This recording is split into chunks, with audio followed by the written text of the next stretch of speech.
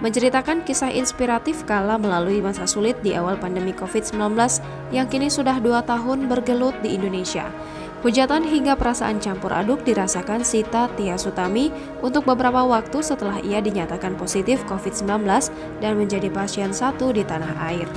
Pada suatu kesempatan kepada tribunmanado.co.id, wanita cantik yang berprofesi sebagai pelatih menari ini mengungkap kondisinya. Sita Tiasutami juga menepis tudingan miring bahwa dirinya menghilang setelah sembuh dari COVID-19. Sebelumnya, Sita Tiasutami merupakan pasien 1 COVID-19 di Indonesia. Dikutip dari Kompas.com pada Senin 2 Maret 2020 silam, Presiden Joko Widodo mengumumkan pasien 1 dan 1 di Istana Kepresidenan. Pada saat itu, Sita Tiasutami mengalami semua gejala virus corona. Demam tinggi, batuk kering nonstop, mual, muntah, diare, nafas pendek, vertigo, dan menggigil. Akan tetapi, saat dibawa ke rumah sakit di Jakarta, ia tidak langsung didiagnosis positif COVID-19. Begitupun dengan ibunya, Maria Darmaningsih, yang menjadi pasien 02. Saat keduanya menanti di kamar rumah sakit yang terpisah dan menanti hasil tes virus corona, Presiden Joko Widodo membuat pengumuman mengejutkan. Jokowi juga mengungkapkan keduanya sedang dirawat di Rumah Sakit Jakarta.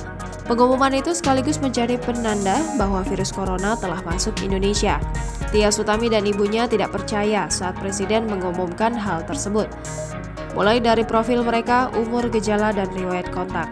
Akan tetapi, Jokowi tidak menyebut nama pasien dan menggantinya dengan angka yakni pasien 1 dan 2. Tiasutami lalu bertanya ke perawat apakah rumah sakit merawat pasien virus corona lainnya. Sebelum didiagnosis, Tiasutami menjalani hari-harinya sebagai penari profesional, manajer seni pertunjukan, saudara perempuan, anak perempuan, dan seorang teman. Namun setelah didiagnosis, identitasnya direduksi menjadi hanya 2 kata pasien 01. Catatan medisnya bocor, rincian kasusnya salah dilaporkan, dan gosip marak beredar secara online. Kini, Sita Tiasutami mengaku situasi sekarang di lingkungannya atau di dunia offline aman-aman saja. Setelah dirinya viral, ujaran kebencian pun bertubi-tubi dan bahkan gelombang-gelombangnya tergantung momentum COVID. Saat ini ia mengaku kondisinya sedang menurun. Ia merasakannya sejak Januari 2021. Bahkan, lanjutnya bercerita dalam wawancara saja itu, ia merasa ngos-ngosan, sementara aktivitas sebagai pelatih menari ia lakukan lewat online. Ia juga menepis banyak tudingan orang bahwa ia menghilang.